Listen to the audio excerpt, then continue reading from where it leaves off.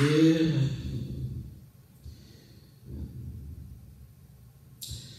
Amen. Nous allons lire le livre des psaumes, psaume 70. Au chef de chantre de David, pour souvenir. Ô Dieu, hâte-toi de me délivrer. Éternel, hâte-toi de me secourir. Qu'il soit honteux et confus ceux qui en veulent à ma vie. Qu'ils reculent et rougissent ceux qui désirent ma perte. Qu'ils se retournent en arrière par l'effet de leur honte, ceux qui disent ah ah. Que tous ceux qui te cherchent soient dans l'allégresse et se réjouissent en toi. Que ceux qui aiment ton salut disent sans cesse exalté soit Dieu. Moi je suis pauvre et indigent. Ô Dieu, hâte-toi à ma faveur. Tu es mon aide et mon libérateur. Éternel, ne tarde pas. Amen.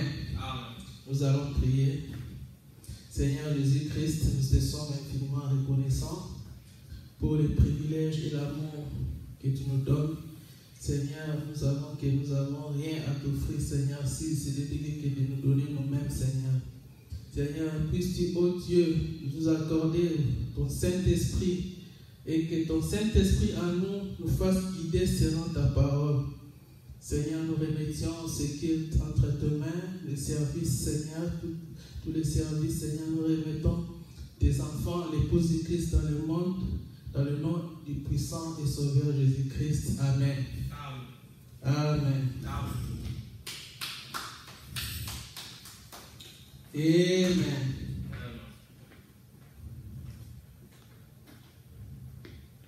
Yesu nzambe nanguya. Amen. Nyonso naye. Yesu nzambe nanguya. Yekolo nakika.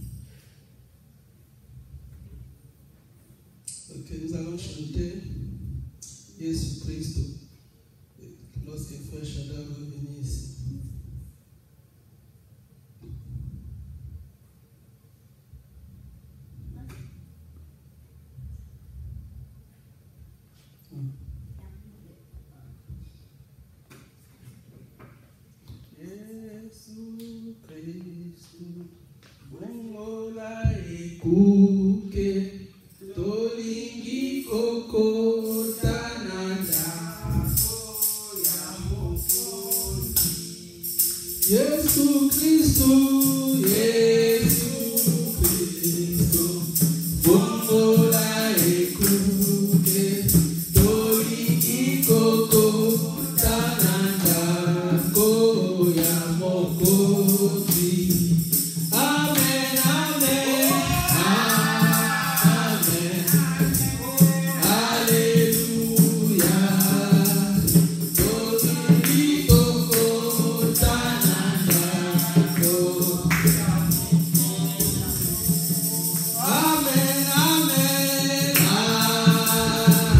amen, Alléluia. Doli ikoko, Tananda ko ya mokonzi. Amen.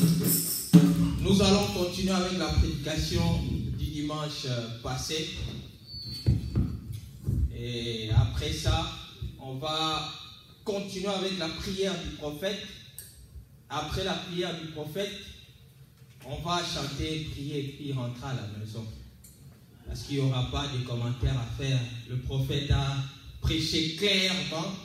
On n'a pas ajouté quelque chose. Amen. Sans passer le temps, on va directement entrer dans la parole. Amen.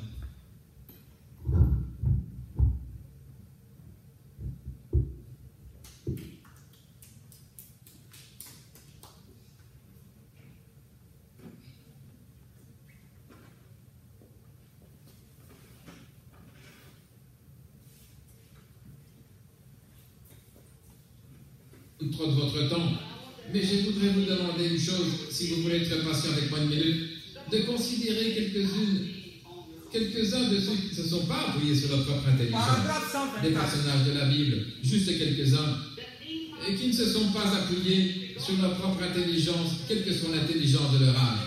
Prenons par exemple Noé. Noé a vécu à une époque de grande recherche scientifique. C'est probablement au jour de Noé qu'ils ont construit les pyramides, ce qu'ils ne pourraient pas refaire aujourd'hui. Nous n'avons pas ce qu'il faut pour le faire, ce qu'il faut pour lever ces gros blocs de pierre là-haut. Ils n'y arriveraient pas aujourd'hui. À cette époque-là, ils avaient un genre de produit chimique qu'ils ajoutaient à la teinture et les vêtements ont gardé leur aspect naturel jusqu'à aujourd'hui. Ils avaient un liquide d'embaumement qui leur permettait de faire une momie. Ils n'arriveront pas à en faire aujourd'hui, même s'il le fallait. De nombreux arts se sont perdus. L'époque où il a vécu dans un âge scientifique, Jésus en a parlé. Il a dit qu'un âge comme celui-là réapparaîtra dans son retour, car ce qui arriva du temps de Noé. Bon, vous êtes prêts à croire ça, n'est-ce pas?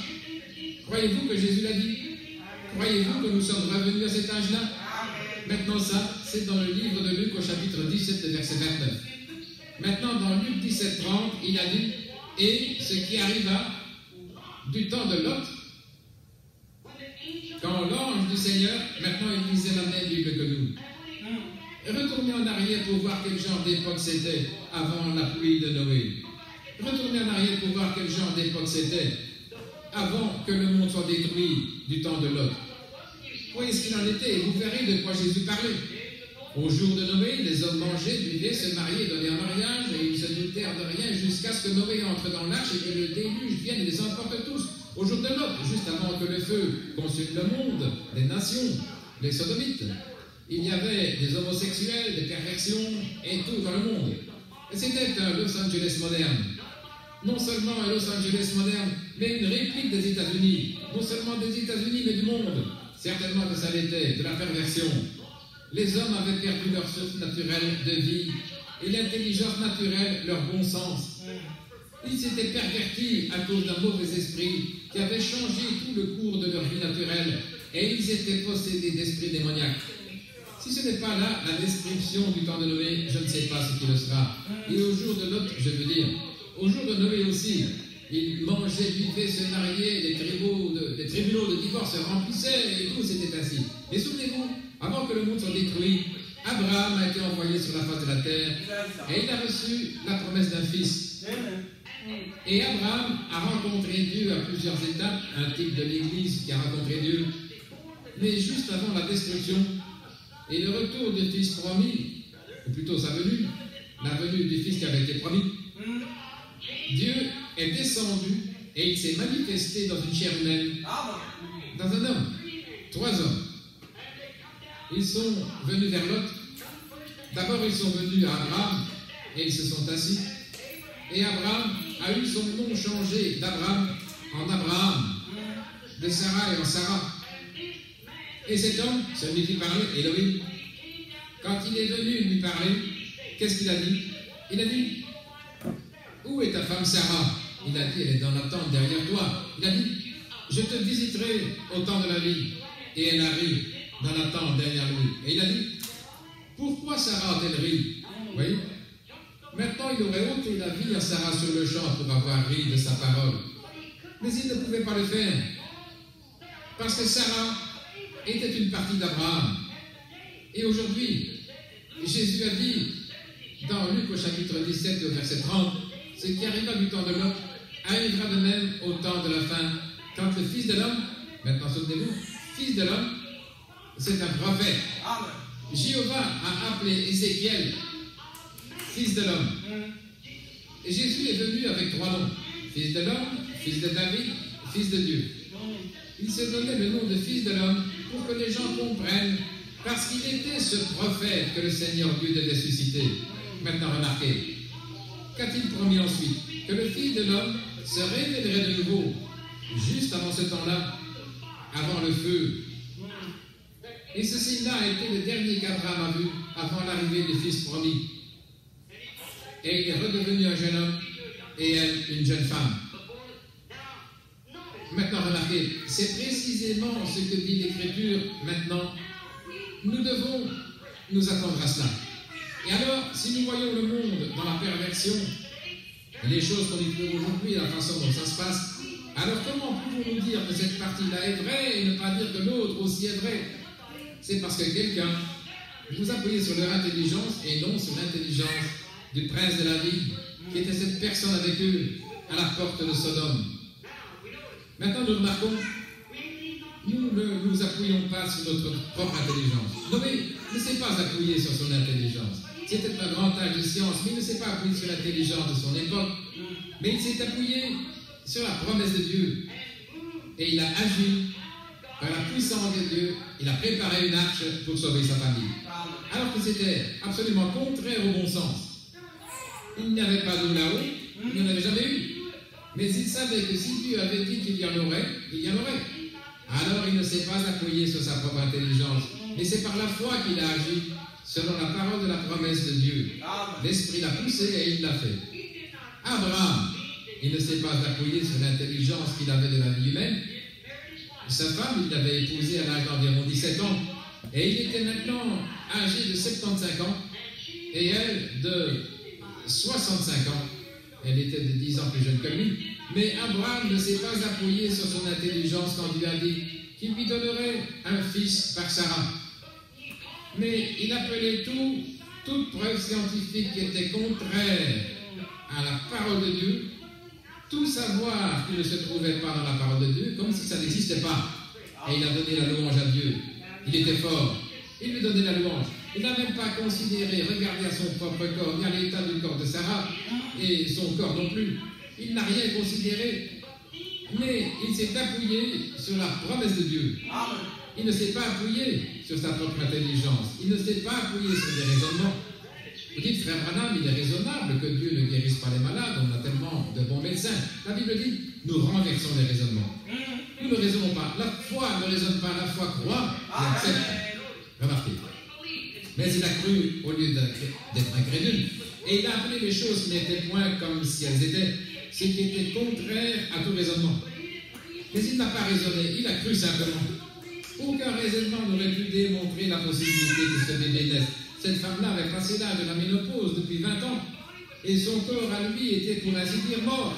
Et à l'âge de 100 ans, 25 ans plus tard, il donnait encore la louange à Dieu, ce qui était contraire à toute intelligence. Mais par la foi, il savait que Dieu tiendrait sa parole. Il ne s'est pas appuyé sur sa propre intelligence. Que se serait-il passé si Moïse s'était appuyé sur sa propre intelligence quand Dieu lui a dit qu'il allait reprendre Pharaon ou les enfants d'Israël de la main de Pharaon? Que se serait-il passé s'il s'était appuyé sur sa propre intelligence quand il était là près de la colonne de feu et Dieu lui a dit vas-y, je serai avec toi? Et quoi s'il s'était appuyé sur son intelligence quand il les a amenés à la mer Rouge et qu'ils étaient là au bord de l'eau, alors que que Dieu leur avait promis le pays promis. Et s'ils s'étaient appuyés sur sa propre intelligence, comment vais-je faire pour traverser? Nous n'avons pas le temps de construire un pont. Il y a l'armée qui arrive derrière nous. Il y a les montagnes de chaque côté. Il y a l'eau devant nous. La mer Rouge. Bon, s'il s'était appuyé sur sa propre intelligence, il serait parti, les mains en l'air, en courant. Il se serait jeté au pied de Pharaon en disant « Pardonne-moi, Pharaon, j'ai mal agi ». Seulement, il ne s'est pas appuyé sur sa propre intelligence. Mais il a prié, et Dieu lui a dit d'avancer, et la mer s'est ouverte. Ce qui était contraire à tout raisonnement. Mais il ne s'est pas appuyé sur sa propre intelligence. Que se serait-il passé si Josué, quand il est allé là avec les autres, les 10 dénominations, qu'il s'est rendu là-bas et qu'il a vu ce pays promis de Dieu, s'il était revenu avec eux en disant « Bon, c'est vrai, nous sommes comme des sauterelles à leurs yeux. Ce sont des géants. Comment pourrons-nous les prendre? Nous n'avons même pas d'épée, seulement ce que nous avons pu trouver. Comment pourrons-nous jamais nous emparer de ce pays? Voyons, c'est totalement impossible. Ils sont 50 fois plus nombreux que nous. Ce sont des soldats entraînés. Nous ne sommes qu'une bande de bergers et de travailleurs dans la boue d'Égypte. Nous n'avons même pas de bouclier ni rien. Comment pourrons-nous nous en emparer? Voyons, l'intelligence, on a certainement démontré qu'il ne pouvait pas y arriver. N'importe quel militaire, comme lui ou Moïse, n'aurait pas pu s'appuyer sur sa propre intelligence. Seulement leur intelligence, ils ne se sont pas pris dessus. Mais ils savaient que Dieu avait dit « Je vous ai donné ce pays, à vous en emparer ». Ne vous appuyez pas sur votre propre intelligence. Si vous vous appuyez sur votre propre intelligence aujourd'hui quand vous êtes malade, peut-être que vous êtes dans un fauteuil roulant, mourant du cancer, vous souffrez du cœur, que le médecin dit que vous allez mourir. Si vous vous appuyez sur votre intelligence, vous mourrez. Mais vous ne vous appuyez pas sur cette intelligence-là, certainement pas. Et que dit le muraille de Jéricho, dont on dit qu'il pouvait faire une course de chars sur ces grandes murailles? Dieu a dit, allez là-bas et faites-en le tour tant de fois et sonnez de la trompette et tous ensemble poussez un grand cri et la muraille s'écroulera. Eh bien, ça c'était absolument, ce serait stupide pour la pensée charnelle. Mais Josué, il connaissait l'épaisseur de ces murailles-là, parce qu'il en avait construit beaucoup. Le muraille en Égypte, il savait combien il y avait de ciment. Il en connaissait la solidité, on y faisait des courses de chars, il avait même des maisons construites dessus. Mais il ne s'est pas appuyé sur sa propre intelligence. Il a cru que ce que Dieu avait dit était la vérité. Il a obéi à sa parole. Et les murailles se sont écroulées. Il ne s'est pas appuyé sur sa propre intelligence. Et que se serait-il passé si pendant qu'il livrait bataille, et comme je l'ai prêché dimanche, et que le soleil allait se coucher avec l'ennemi qui avait été mis en déroute cette nuit-là, il se serait rassemblé, il serait revenu avec d'autres, il aurait tué beaucoup de ses hommes. Alors que se serait-il passé s'il avait dit j'ai besoin de la lumière du jour, il me faut encore la lumière du soleil. Bon, un instant, Dieu a établi cet ordre-là, le soleil, la terre tourne. Maintenant, si je disais au soleil de s'arrêter, peut-être que si la terre s'arrêtait maintenant, elle perdrait sa force de gravitation, je tomberais. Mais il n'a pas écouté son intelligence, tout ce qu'il a dit c'est soleil, arrête-toi. Et toi, lune, reste où tu es. Et ils lui ont obéi. Il ne s'est pas appuyé sur sa propre intelligence, mais il s'est appuyé sur la promesse de Dieu. Je t'ai donné ce pays, va t'en emparer. Il vous a donné la promesse du Saint-Esprit. Vous pouvez la voir pendant cette convention, vous pouvez la voir maintenant.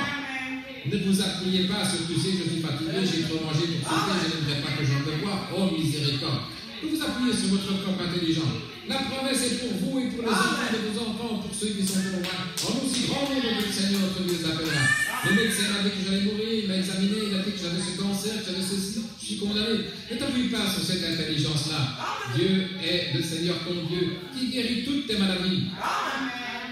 Alors ne t'appuie pas sur cette intelligence-là, sur l'intelligence d'un homme. Appuie-toi sur l'intelligence de Dieu. Que dire de Samson, là dans les champs, quand les Philistins, 1000 hommes se sont jetés sur lui. Et il était là, un petit gars, pas plus haut que ça. Il ne s'y connaissait pas dans les maniements de l'épée, parce qu'il ne savait pas, il n'avait pas de formation militaire. Il avait l'air d'un petit efféminé, avec cette tresse qui pendait, le fils à maman, qui se tenait là, et voici 1000 Philistins qui arrivent. Eh bien, il n'avait rien à la main, il a regardé par terre, il a trouvé une mâchoire de mule blanchie et il l'a ramassée. Et maintenant, tu dis, voyons, je ne ferai pas grand-chose avec ça, parce que les casques qu'ils ont, ces Philistins, tous ces soldats, ils ont tous des lances, ils ont tous des cuirasses, et leurs casques pèsent 7 ou 8 kilos. Ce sont des grands gaillards déterminés. Si jamais je frappais un de ces casques-là avec cette mâchoire fragile, elle se casserait en morceaux. Il ne s'est pas appuyé sur son intelligence. Il a tout simplement pris ce qu'il avait à la main et il s'est mis à frapper les Philistins. Et après en avoir abattu 1000, il avait encore la mâchoire à la main. Amen. Ce que la théologie des hommes en dit, ça m'est égal, ne vous appuyez pas là-dessus. Appuyez-vous sur la parole de Dieu. Jésus-Christ est le même hier, aujourd'hui et pour toujours. Certainement, il le croyait. Que se serait-il passé si David avait écouté la théologie de Saül? Goliath était là-bas, qui se glorifiait, et tout le monde avait peur. Saül, qui dépassait d'une tête toute l'armée. Goliath disait que quelqu'un vienne donc se battre contre moi. Il n'est pas utile que nous mourions tous. Si je vous tue, alors vous nous servirez. Et si vous me tuez, eh bien, c'est nous qui vous servirons. C'est parce qu'il tenait là le haut du pavé. Et c'est comme ça que le diable aime faire quand il a tout son séminaire avec lui. Ils sont tous là quand il se présente. Voyons. Ce brave petit David, il se promenait là avec un morceau de peau de mouton sur le dos, le teint rosé, les épaules tombantes, un petit gars de 50-55 kilos. Il a dit, n'allez pas me dire que l'armée du Dieu vivant, qui est liée à une alliance par circoncision, va rester là et laisser ce Philistin incirconcis défier l'armée du Dieu vivant. Saül a dit, viens ici mon garçon. J'admire ton courage, mais les jours des miracles sont passés. On n'a rien de tout ça, tu vois. Et je vais te dire quelque chose. Quelle carte demanderas-tu à me montrer? Tu n'as même pas d'armure, tu n'as rien d'autre qu'une fronde dans la main, tu vois. Tu n'as pas de doctorat en philosophie ou en droit. Comment vas-tu faire? Cet homme-là est un guerrier. Il a un double doctorat en théologie, en droit, en philosophie et quoi encore. Il a tellement de diplômes qu'il pourrait en tapisser un mur. Et toi qui es-tu, un berger? Il a dit, mais je voudrais te dire quelque chose. Il a dit, sais-tu quoi? Je faisais paître les brebis de mon père, et un lion est venu en enlever une et il est parti avec. Et j'ai pris cette petite fronde et j'ai couru après, je l'ai mis à terre. J'ai arraché l'agneau de sa gueule et alors il s'est dressé contre moi, j'ai simplement pris mon couteau et je l'ai tué. Je suis reparti et là, un ours est venu enlever cette brebis. Il l'a prise, il est parti avec, je l'ai tué aussi. Il dit maintenant, le Dieu, pas mon doctorat en philosophie, pas ma propre intelligence, je ne peux pas t'expliquer comment je fais. Je ne sais pas comment la chose se fait, mais le Dieu, Amen. Le Dieu qui m'a délivré de la patte de l'ours et du lion, combien plus il me délivrera de la main de ce Philistin incirconcis. Un évêque, Saül, a dit, tu sais, je crois que tu as un appel, mon garçon. Je vais te dire, si tu viens ici, je vais te montrer comment te battre en duel. Je vais te dire, je suis docteur, alors mets donc mon armure. Je vais te revêtir. David s'est tenu là et ils lui ont donné un doctorat en philosophie ou en théologie. Et le pauvre petit ne pouvait même plus bouger. Il ne savait pas comment. Il a dit, je ne suis pas habitué à ça, cette veste ecclésiastique ne me va pas. Débarrassez-moi de ça. Laissez-moi y aller avec ce que Dieu m'a donné pour m'aider. C'est-à-dire la foi dans la puissance de Dieu. Et il ne s'est pas appuyé sur sa propre intelligence. Il ne s'est pas appuyé sur ce que quelqu'un d'autre avait dit. Il s'est appuyé sur la foi. En effet, il savait que si Dieu l'avait délivré de la patte de l'ours, combien plus il le délivrerait de ce Philistin. Eh bien, si Dieu vous a aimé assez pour vous retirer du péché et pour vous remplir du Saint-Esprit, qu'est-ce que vous avez, pauvres faiblards, partout dans le pays? Ne va-t-il pas vous délivrer à plus forte raison de votre affliction, puisqu'il a promis de le faire? C'est la parole de Dieu qui le dit. Il le fera, certainement. Il a délivré de sa main. Oh, chacun des prophètes, qu'est-ce qui se serait passé s'ils s'étaient appuyés sur leur propre intelligence à leur époque? Ils ne seraient jamais allés voir les sacrificateurs. Il est souverain sacrificateur pour les traiter de murailles blanchies et tout le reste. Ils n'auraient jamais prophétisé contre eux. Ils auraient été comme certains de ces prophètes modernes. Ils auraient été d'accord, ils auraient porté de beaux vêtements. Était dans le palais des rois. Qu'est-ce qui se serait passé si Jean avait essayé de s'appuyer sur sa propre intelligence? Mais il s'est présenté là, il disait un instant, Jean ne prêche surtout pas un âge vivant. Il est allé devant Hérode et il lui a dit, il ne t'est pas permis de l'avoir pour femme. C'est ça. Il disait, sais-tu qui c'est? Je m'en fiche de qui c'est.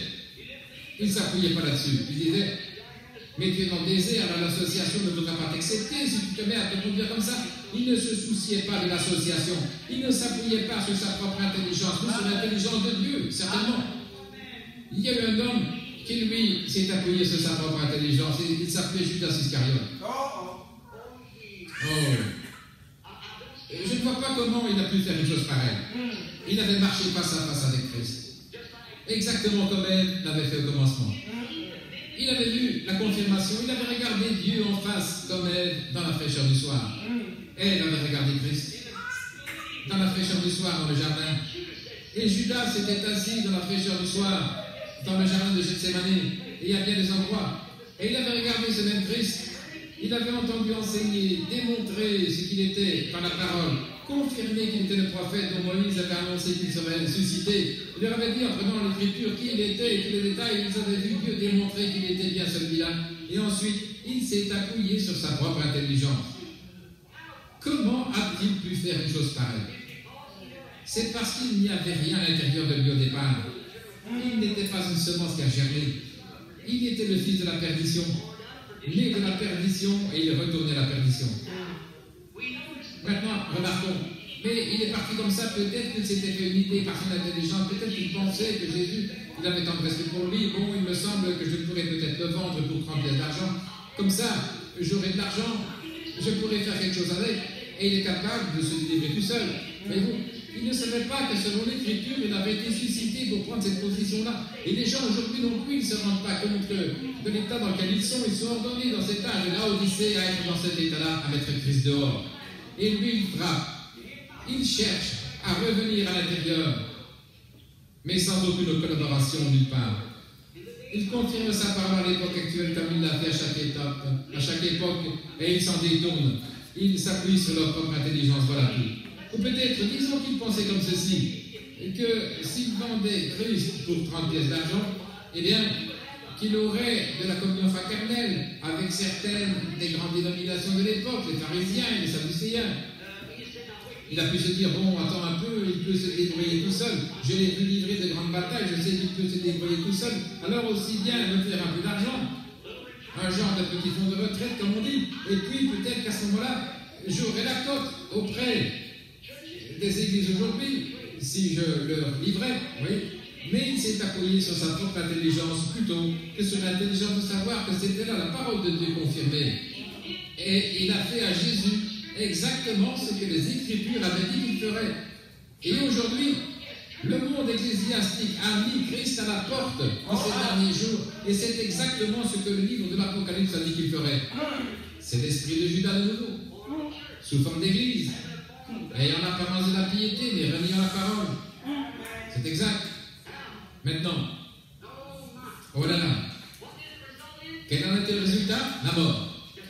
Exactement comme pour elle. Et c'est ce qui se produit chez tous les autres qui cherchent à pervertir la parole de Dieu et qui s'appuient sur leur propre intelligence. Bien maintenant, ils vendent, pas pour 30 pièces d'argent, mais peut-être pour devenir quelqu'un de haut placé, avec une expérience de séminaire. Ça ne vaut pas 30 pièces d'argent, mais ils la vendent quand même. Ils vendent l'intelligence qu'ils ont de Dieu pour une chose pareille. Quelle différence avec le grand érudit Saint Paul, qui possédait toute la connaissance dont il pouvait se vanter. Mais il a dit, j'ai rejeté tout cela, tous mes raisonnements. J'ai rencontré une colonne de feu un jour que j'étais en route vers Damas. Il a dit, je ne suis pas venu vers vous avec une supériorité de langage, parce que si je l'avais fait, vous auriez mis votre confiance dans la sagesse des hommes. Mais je suis venu vers vous avec la puissance et la démonstration du Saint-Esprit, pour que vous vous appuyiez sur la parole de Dieu. Amen. Il a dit si un ange du ciel venait vous annoncer autre chose, qu'il soit maudit. Galates 8, c'est exact. Non, monsieur, il n'a jamais fait ça. La petite femme au puits, elle était immorale. Mais elle savait que les églises l'avaient excommuniée. Mais elle ne s'est jamais appuyée sur sa propre intelligence. Quand elle a rencontré cet homme au puits, qui lui a dit tous les péchés qu'elle avait faits, elle est allée à la ville en courant. Maintenant, ce n'était pas bien de la part d'une femme d'agir comme ça, d'aller là-bas et de dire quoi que ce soit, parce que c'était une prostituée. Mais quand elle a rencontré Jésus, elle ne s'est pas appuyée sur l'intelligence des gens de l'époque. Elle est allée dire, venez voir un homme qui m'a dit ce que j'ai fait. Ne serait-ce pas le Messie? Elle ne s'est pas appuyée sur son intelligence. Non. La Vierge Marie, quand l'ange Gabriel est venu la voir et qu'il lui a dit qu'elle aurait un bébé sans avoir connu d'homme, ça ne s'était jamais produit. Elle ne s'est pas appuyée sur sa propre intelligence, qu'une femme ne pouvait pas avoir un bébé sans avoir un mari. Elle ne s'est pas appuyée là-dessus, mais elle a dit, voici la servante du Seigneur, qu'il me soit fait selon ta parole. Elle n'a pas dit comment vais-je faire cela, comment vais-je faire, comment est-ce que ça va se passer. Non, elle a dit le Saint-Esprit te couvrira de son ombre. Et la seule chose qui naîtra de toi sera appelée le Fils de Dieu. Elle a dit voici la servante du Seigneur. Elle ne s'est pas fiée à ses raisonnements, c'est une chose impossible. Elle a dit voici la servante du Seigneur, c'est exact. Remarquez. La femme qui avait la perte de sang, le médecin lui avait dit il n'y a pas d'espoir. Elle avait dépensé tout son argent chez les médecins et aucun n'avait pu l'aider. Elle ne s'est pas appuyée là-dessus. Et quand Jésus, elle s'est frayée un chemin dans la foule et elle a dit je crois que si je peux toucher les vêtements de cet homme, je serai guérie. Elle s'approche donc. Attends un peu là, le médecin a dit que tu ne peux pas te rétablir. Il y avait bien des années qu'elle avait cette perte de sang. Elle s'affaiblissait tout le temps, son état empirait et les médecins l'avaient abandonné. L'intelligence qu'ils avaient dans son cas se limitait à ça. Mais elle a dit par la foi, il n'y avait aucun passage. Mais elle a dit, si seulement je peux toucher le bord de son vêtement, je serai guérie. Et elle s'est faufilée jusque-là et il l'a touché. Elle s'est retournée, elle allait s'asseoir, Jésus s'est retourné, il a dit, mais qui m'a touché? Il a regardé autour de lui jusqu'à ce qu'il la trouve. Il lui a parlé de sa perte de sang. Et elle a senti à ce moment-là dans son corps, elle n'a pas pu le prouver, mais elle a senti dans son corps que sa perte de sang s'était arrêtée. Elle n'a pas raisonné que si le médecin l'avait condamné, comment était-il possible qu'il reçoive de l'aide d'ailleurs? Elle n'est pas allée dans le raisonnement, mais elle est allée dans la foi. Maintenant, la Bible dit qu'il est le grand prêtre aujourd'hui qui peut être touché par le sentiment de nos infirmités. C'est vrai? Ne vous fiez pas au raisonnement. Il a dit, c'est ce qu'il est aujourd'hui. Il est en ce moment même un grand prêtre qui peut être touché par le sentiment de nos infirmités. Le même hier, aujourd'hui et pour toujours. Pensez-vous quand j'étais là, un prédicateur baptiste, et que l'ange du Seigneur m'a rencontré et qu'il m'a donné la commission d'aller faire ce que je fais maintenant? Mais mon pasteur a dit, tu as perdu la tête, tu as fait un cauchemar. J'ai dit, vous faites mieux de reprendre ma carte de membre maintenant même. Il a dit, comment toi, qui n'as même pas fini l'école primaire, tu vas prêcher dans le monde entier? Comment vas-tu prier pour des rois et des potentats alors que tu ne sais même pas employer une bonne grammaire? Je ne mettais pas ma confiance dans ma grammaire. Je ne mettais pas ma confiance dans aucune capacité personnelle. J'avais reçu une commission. Alléluia. Je ne me suis pas fié à des raisonnements. Si j'avais écouté les raisonnements, probablement que des milliers de gens seraient morts il y a des années. Mais j'ai porté un message exactement comme il l'avait dit tout autour du monde. Et par la grâce de Dieu, je repars. Pas par le raisonnement, mais par une commission. Alléluia. Je ne me suis pas appuyé. Vous dites, vous avez 55 ans, même si j'en avais 95, ça n'a absolument rien à voir. Il est toujours le même Dieu qu'il était avec Abraham, bien sûr. Ne vous appuyez pas sur votre propre intelligence. Et après que le signe est allé de l'avant, quand la voix a suivi, les églises se sont mises à me rejeter et à me fermer leurs portes à cause de la doctrine, alors qu'aucun n'ose se tenir devant moi pour me dire qu'elle est vraie ou fausse. Je défie n'importe quelle. Oui, ce n'est pas pour faire le malin, mais je sais où j'en suis. C'est vrai. Qu'est-ce qu'ils ont fait? Ils ont fermé toutes leurs portes. Et maintenant, qu'allez-vous faire? L'autre jour, j'étais là sur la montagne, je disais, Seigneur, je n'ai qu'une porte ouverte autant que je sache. C'est à Phoenix en Arizona, c'est la seule. Et comme je descendais la montagne aussi clairement que jamais, il a dit, que t'importe, toi, suis-moi. Pas sur ma propre intelligence. Je m'appuierai sur sa promesse.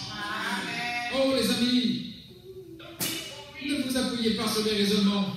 Écriez-vous alors, comme il dit promis autrefois, que tous acclament la puissance du nom de Jésus, que les anges se prosternent devant lui, apportez le diadème royal et couronnez le Seigneur de tous. Couronnez-le, oui, Seigneur de tous. C'est exact. Ne vous appuyez pas sur ce que vous pensez, sur ce que quelqu'un d'autre pense. Par la foi, acceptez la promesse de Dieu. Voulez-vous le faire? Maintenant, il ne s'agit pas de savoir si quelqu'un d'autre l'a fait ou n'a pas fait, mais qu'en est-il de vous? Que ferez-vous de ce Jésus qu'on appelle le Christ, qui se fait connaître aujourd'hui de la même manière qu'il avait fait à cette époque? Croyez-vous en lui? Prions. Seigneur Jésus, Roi des rois, Seigneur des seigneurs, Dieu des dieux, Dieu de tous les potentats, le premier, le dernier, l'alpha, l'oméga, le commencement et la fin, l'étoile brillante du matin, la rose de Saron, le lys de la vallée, la racine et la postérité de David. Viens, Seigneur Dieu, le même hier, aujourd'hui et pour toujours. Bénis cette assemblée de gens, Seigneur. Ce qui va commencer demain. Nous avons eu quelques réunions ici et tu nous as bénis. Tu t'es fait connaître à nous. prie, oh Dieu, de continuer à te faire connaître à nous. Bénis-nous ce soir. Aide-nous maintenant. Nous sommes un peuple dans le besoin. Et Seigneur, tu sais que je n'aime pas reprendre les gens. Mais comment faire taire cette chose sacrée qui brûle en moi? Je n'aime pas faire ça, Seigneur. Tu connais ma vie, mon cœur. Je dois le faire. Aussi, je te prie, oh Dieu, de m'aider à le faire. Donne-moi seulement la grâce et que je ne m'appuie jamais sur ma propre intelligence, mais que je m'appuie sur ta promesse. Au nom de Jésus, Amen. Je voudrais que vous soyez tous très respectueux pendant quelques minutes. Dans cette assemblée, sans doute qu'il y a des hommes et des femmes qui sont malades. Combien ici sont malades et affligés? Levez la main, dites simplement, j'ai besoin de Dieu. Levez simplement la main, j'ai besoin de Dieu. Je ne connais pas un grand nombre de personnes. Je connais les 3 garçons qui sont assis juste ici. Je connais M. Dow et sa femme qui sont assis là. Et je pense que c'est Sœur Maure ici, je ne suis pas sûr. C'est ça, Sœur Maure. À part ceux-là, je pense que c'est tout. Frère Mike sur l'estrade. Et c'est pour autant que je sache, d'après ce que je vois. Mais le Père Céleste qui a promis, et quand ce jour-ci, qu'il confirmerait ce qu'il est dans cet âge-ci exactement de la même manière qu'il avait fait à Sodome. Est-ce qu'il l'a promis? Qu'il se manifesterait. Croyez-vous cela? Maintenant, si vous voulez prier, et par la foi, ne cherchez pas à raisonner, comment puis-je le toucher comme grand prêtre? Maintenant, la Bible dit, dans le Nouveau Testament, il est le souverain sacrificateur, maintenant même. Il reste en place comme grand prêtre, selon l'ordre de Melchisédek. Il est le grand prêtre pour toujours. Il n'y a pas d'autre grand prêtre que lui. Aucun autre médiateur entre Dieu et les hommes, sinon l'homme, Christ. C'est vrai. Il est le seul. Et il est le même, hier, aujourd'hui et pour toujours. S'il est encore le même souverain sacrificateur et que la Bible dit que nous pouvons le toucher par le sentiment de nos infirmités, alors comme cette petite femme qui avait touché son vêtement, votre foi peut le toucher ce soir et il agira de la même manière dans une chair humaine, comme il avait agi quand il était dans une chair humaine au chêne d'Abraham. Voyez-vous cela? Il a promis de le faire. Maintenant, priez simplement, tous ceux qui en ont besoin. C'est comme je le disais, un don, ce n'est pas quelque chose comme de prendre un couteau, si vous voulez vous en servir pour couper ceci, vous pouvez couper ceci, tout ce que vous voulez faire. Ce n'est pas ça un don de Dieu, vous voyez. Non. Un don de Dieu, et c'est un moyen que vous avez de vous enlever du chemin. Et les dons et les appels sont de la prédestination de Dieu. Les dons et les appels sont même sans repentance. Vous êtes nés avec cela. C'est un petit levier pour vous faire passer d'une vitesse à l'autre, mais vous ne pouvez pas appuyer sur l'accélérateur. Voyez-vous, c'est Dieu qui doit le manœuvrer. Vous devez vous enlever du chemin. Votre foi, à vous, peut le manœuvrer, pas la mienne, la vôtre. La mienne, c'est de s'enlever du chemin, c'est tout. Voyez de tout votre cœur que Jésus-Christ vit aujourd'hui. Ne vous appuyez pas sur votre propre intelligence. Eh bien, regardez, mon état est très grave, frère, vous ne me connaissez pas, je suis dans un fauteuil roulant. Ce que vous avez été pour moi, ça ne compte pas, voyez. Si Dieu ne va pas descendre et faire exactement ce qu'il a fait quand il était ici sur la terre dans un corps physique, il le fera dans votre corps, dans mon corps, tous ensemble, comme une unité qui croit en lui. Il le fera parce qu'il a promis de le faire.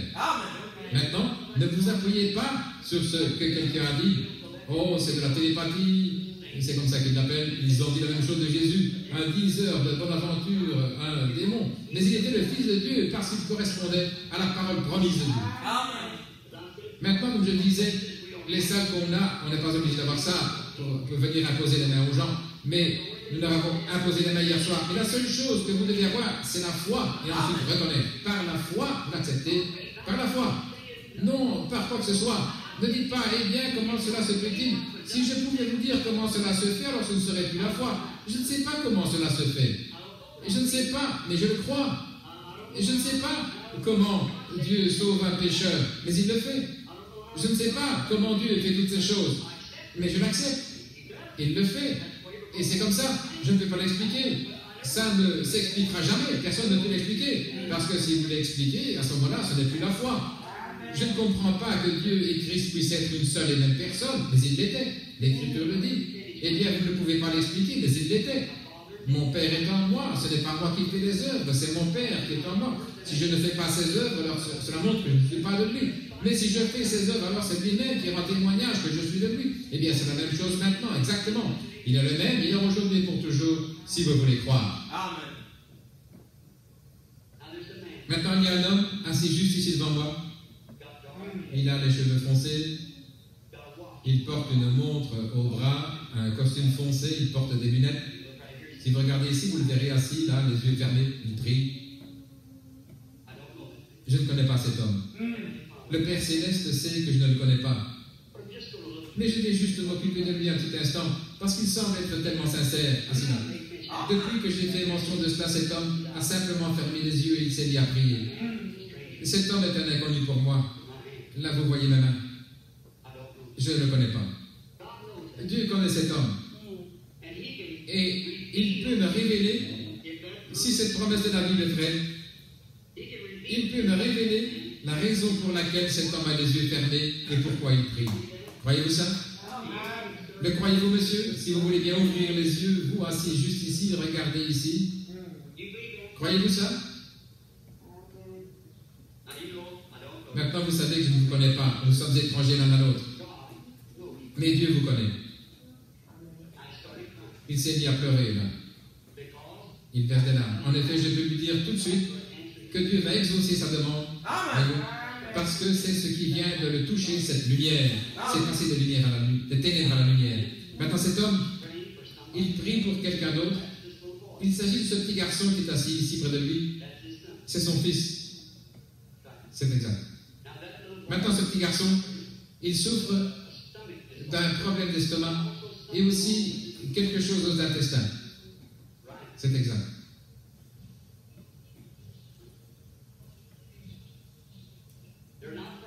Vous n'êtes pas d'ici, vous n'êtes pas de l'Arizona, vous êtes de la Californie.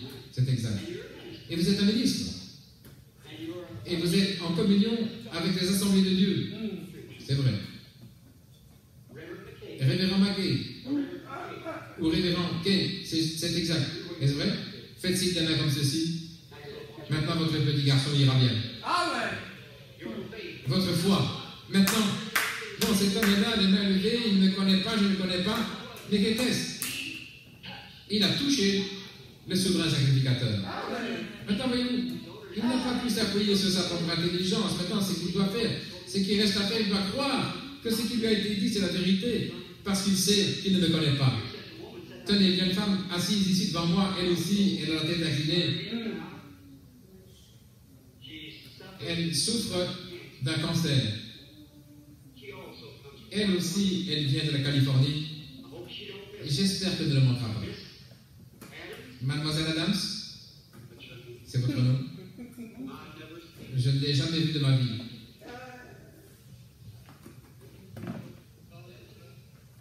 Oui, c'est vrai.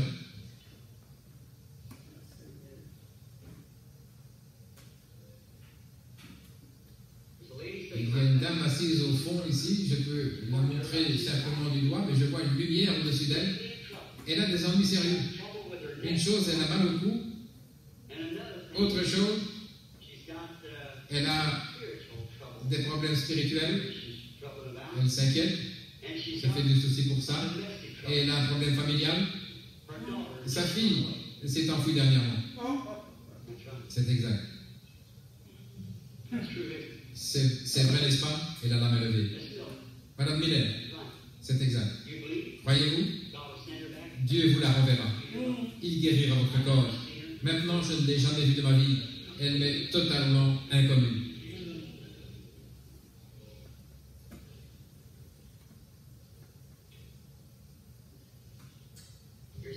Il y a une dame assise ici dans l'auditoire. Elle n'est pas d'ici. Elle aussi est de Californie. Elle a un cancer. Et c'est un cancer du sein. Elle a été opérée à un sein et le cancer s'est propagé à l'autre. C'est exact. Madame Kaline, c'est exact. Croyez-vous que Dieu va vous guérir? Vous le croyez? Je suis un inconnu pour vous, madame. Je ne vous connais pas, c'est vrai, voyez. C'est le cancer. Ceci afin que vous sachiez que Dieu est présent. Il y a une dame assise juste à côté d'elle. Son nom est Madame Harris.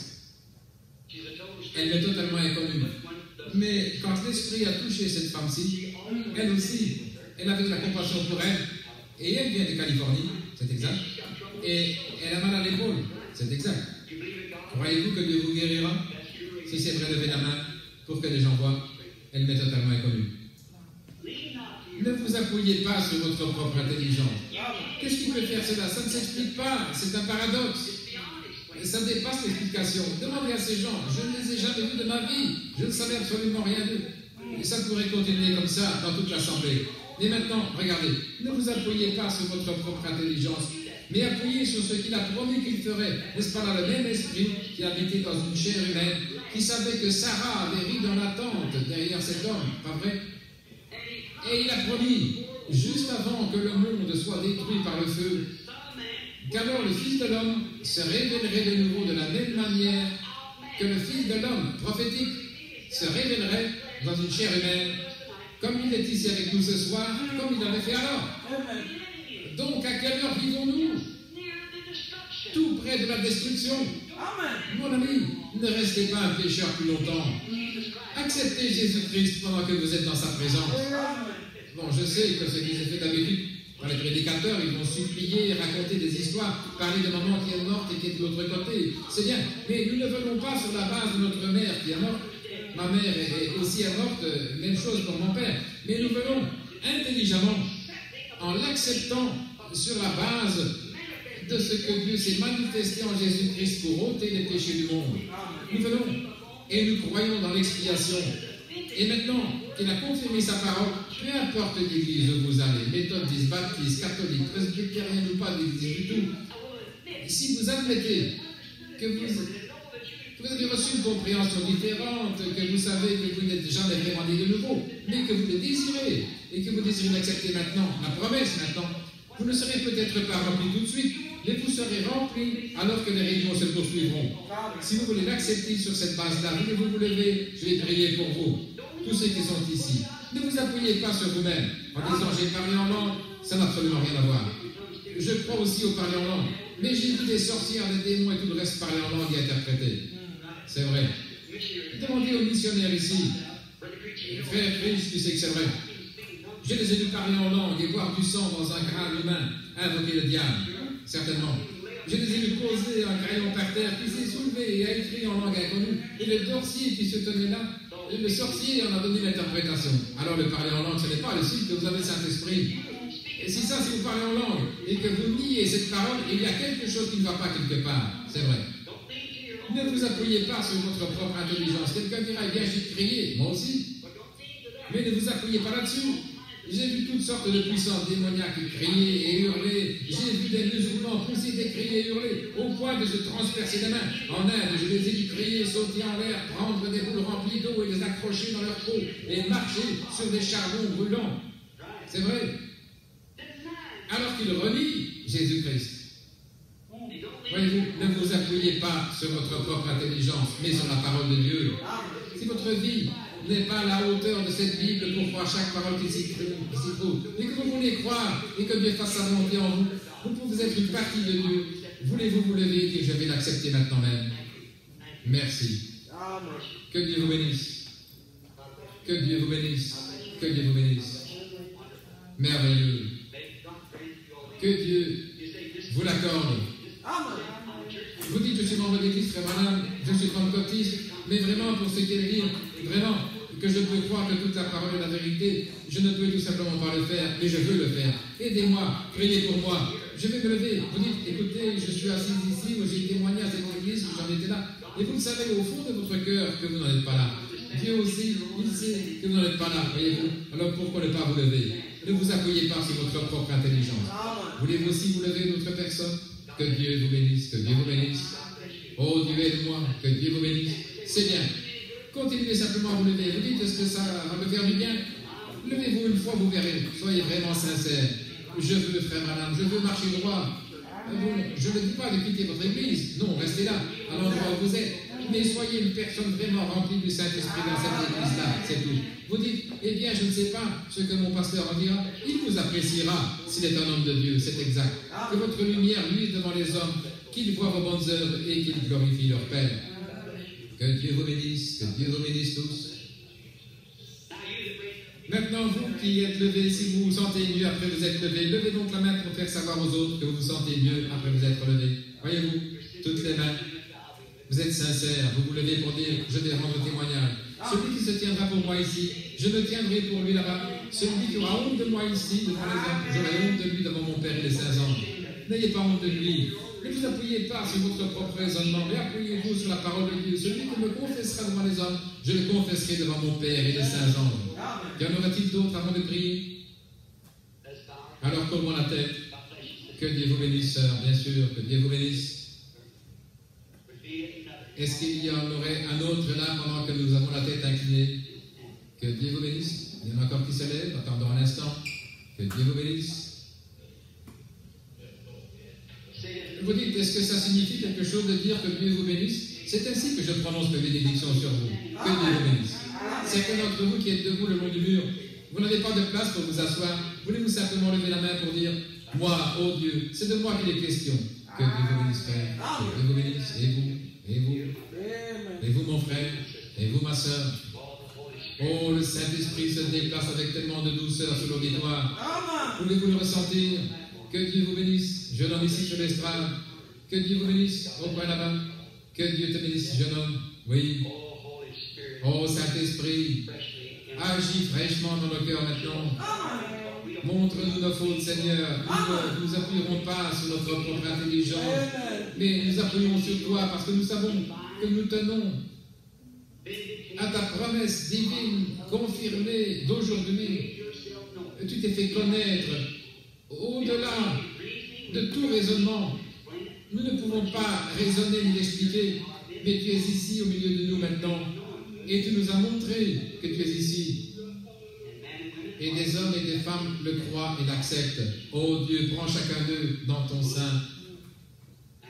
Cache-les dans le rocher des âges jusqu'à ce que les feux soient passés. Nous allons bientôt être brûlés, Seigneur, nous le savons. Nous en sommes revenus à Sodome. Mais le juste ne périra pas avec le coupable. Tu appelleras tes enfants, Seigneur. Tu as dit à l'autre, sors de là. Sors. Je prie, oh Dieu, que chaque personne qui est dans cet état-là ce soir, qui est là-bas, sans être sûr où il se tienne, oh Dieu, il ne prendrait pas le risque de descendre une rue à contresens. Ils ne prendraient pas le risque de griller un feu rouge s'ils ont toute leur tête, parce qu'ils pourraient se faire tuer.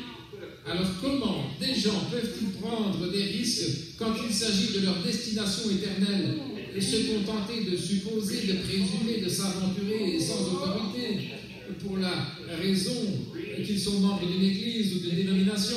Et vraiment, ils ne peuvent pas comprendre que la parole de Dieu puisse être aujourd'hui telle qu'elle était à cette époque-là, que ces promesses puissent être manifestées. L'âge apostolique, c'est du passé. Aide-les, Père. Je te les confie au nom de Jésus-Christ. Amen. Merci, mon frère, ma soeur. Je suis si heureux de vous appeler mon frère, ma soeur. Souvenez-vous, Dieu me fera répondre de chaque parole au jour du jugement. Tout ce que j'ai prêché ce soir, j'aurai à en répondre. Je suis conscient de ça. Qu'est-ce que j'ai fait depuis petit garçon? Sinon prêcher cet évangile et ensuite je serai rejeté.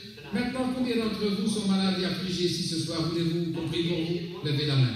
Maintenant, voulez-vous faire quelque chose? Posez vos mains les uns sur les autres. Imposez-vous les mains les uns aux autres. Que tout le monde courbe la tête maintenant, exactement comme si vous étiez à l'église, ici sur l'estrade. Cher Dieu, au nom de Jésus-Christ, et dans sa présence, une présence qui a été confirmée, la parole même qui a été prêchée a été confirmée, que tu es le même hier, aujourd'hui et pour toujours, que le Saint-Esprit de Dieu envahisse cette assemblée de gens maintenant. Beaucoup d'entre eux sont venus t'accepter comme leur sauveur. Beaucoup de rétrogrades t'ont accepté et sont venus. Oh Dieu, je te prie, au nom de Jésus-Christ, de guérir chaque personne. Tu as dit, voici les signes qui accompagneront ceux qui auront cru. S'ils imposent les mains aux malades, ils seront guéris. Tu l'as promis, Seigneur. Et les enfants qui croient ont posé leurs mains les uns sur les autres. Satan, tu es vaincu. Sors de ces gens. Au nom de Jésus-Christ. Laisse aller ces gens à cause du royaume de Dieu. Au nom de Jésus. Amen. Tous ceux qui croient que Jésus-Christ est votre guérisseur maintenant, aussi bien que votre sauveur, et qui voulez l'accepter sur la même base, levez-vous et dites, j'accepte maintenant Jésus comme mon guérisseur, comme mon sauveur. Merveilleux. Gloire au Seigneur. Merci Seigneur. Maintenant levons les mains et chantons pour lui.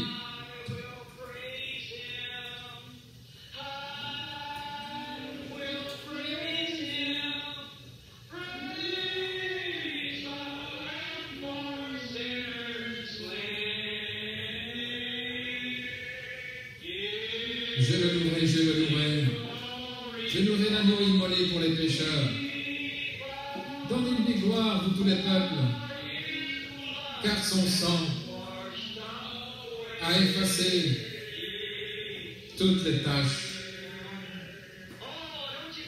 Oh, vous vous sentez bien, n'est-ce pas? Chantons-le encore.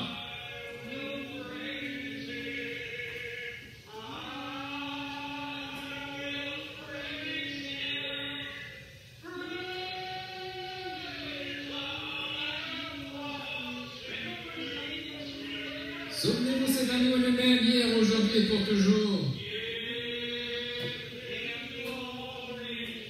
Donnez-lui gloire, vous tous les peuples, car son sang a effacé toutes les tâches. Vous aimez ça? Amen. Étendons le bras pour serrer la main à quelqu'un. Nous brisons la glace pour les réunions là. C'est commencé pour la convention. Dites que Dieu te bénisse, frère pèlerin. C'est formidable. Merveilleux. Maintenant, croyez-vous que nous allons avoir une grande convention après ceci? Nous remercions Dieu pour les grandes réunions. Et maintenant, nous allons avoir une grande convention. Que tous ceux qui le croient disent Amen. Ma foi, regarde à toi. Toi, agneau du calvaire, regardons à lui maintenant. Sauveur divin.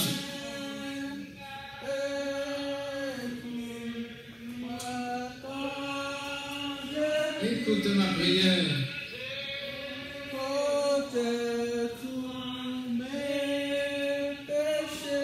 Efface mon péché.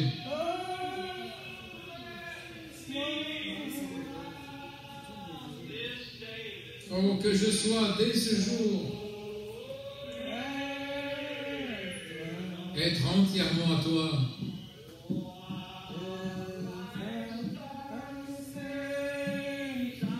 Alors que je marche dans le sombre labyrinthe de la vie,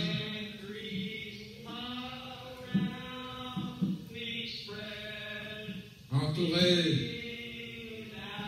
de douleurs, oh toi, sois mon guide.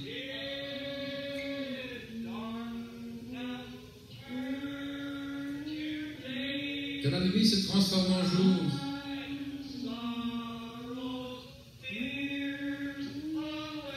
Viens essuyer mes larmes.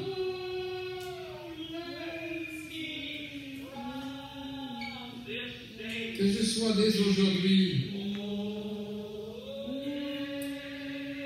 entièrement à toi.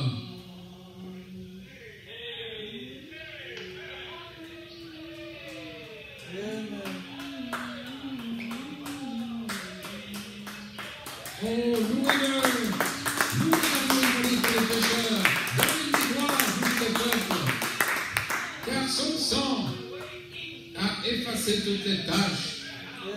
Comme c'est merveilleux. Très bien. Courbons la tête maintenant pour la bénédiction. Je ne sais pas qui a été choisi pour ça, frère Johnny Malagal de Californie. Pendant que nous avons la tête exilée maintenant, n'oubliez pas, demain soir,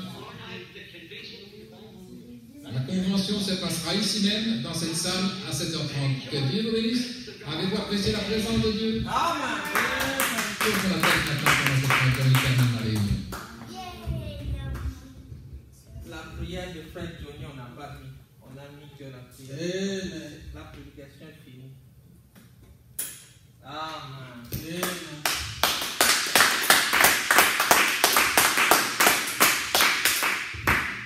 Amen.